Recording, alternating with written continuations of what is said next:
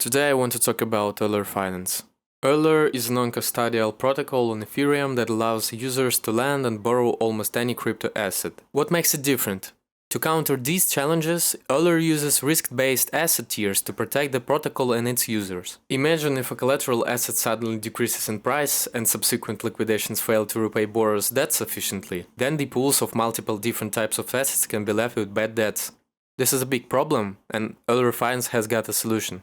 There are three tiers: isolation tier, cross tier, and collateral tier. Isolation tier. Assets are available for ordinary lending and borrowing, but they cannot be used as a collateral to borrow other assets. And they can only be borrowed in isolation. What this means is that they cannot be borrowed alongside other assets using the same pool of collateral. For example, if a user has USDC and DAI as a collateral, and they want to borrow isolation tier asset ABC, they can only borrow ABC. If they later want to borrow another token, XYZ for example, they can only do so using a separate account on Euler. Cross-tier assets are available for ordinary lending and borrowing and cannot be used as a collateral to borrow other assets, but they can be borrowed alongside other assets. And they want to borrow cross-tier assets ABC and XYZ, then they can do so from a single account on Euler. Collateral tier assets are available for ordinary lending and borrowing, cross-borrowing, and they can be used as a collateral. For example, a user can deposit collateral assets DAI and USDC and use them to borrow collateral assets UNI and LINK, all from a single account.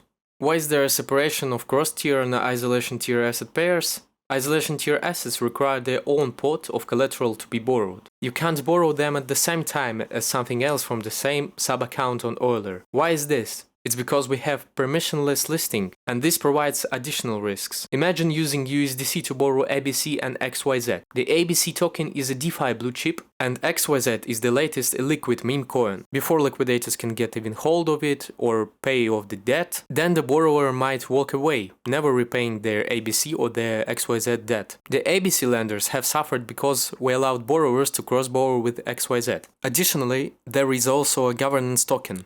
EUL holders can vote to liberate assets from the isolation tier and promote them to the cross tier or collateral tier through governance mechanisms. Promoting assets up the tiers increases capital efficiency on Euler, because it allows lenders and borrowers to use capital more freely, but it may also expose protocol users to increased risks. It is therefore in EUL holders' interests to balance these concerns. I don't want this video to be a reading of a white paper, so you can learn more about the protocol, how it works in their white paper. Now, I would like to concentrate on some frequently asked questions and show the team's mindset and engagement. First question: how will Euler be more gas efficient than the other major Ethereum lending and borrowing protocols? Euler is about as optimized as it can be, and the overall code architecture helps a lot. They use a novel module-based approach, which helps with upgradability and security too. I think they will be cheaper than Compound or Aave on a lot of operations. Second question: UX, UI and bug bounty. They are really obsessed about how things look, almost pathologically. There also will be a bug bounty, and they are looking into Immunify and code comps as a way to further battle test the code. They take security very seriously. Third question: are there any plans to operate on L2? Long term they will go to L2, but there is no rush. L1 is their priority for the coming months. Fourth question: will there be an ambassador program? Yes, they will announce something fun for the community once the testnet is out. If you are interested in the project, check out the official information resources: website, Twitter and Telegram.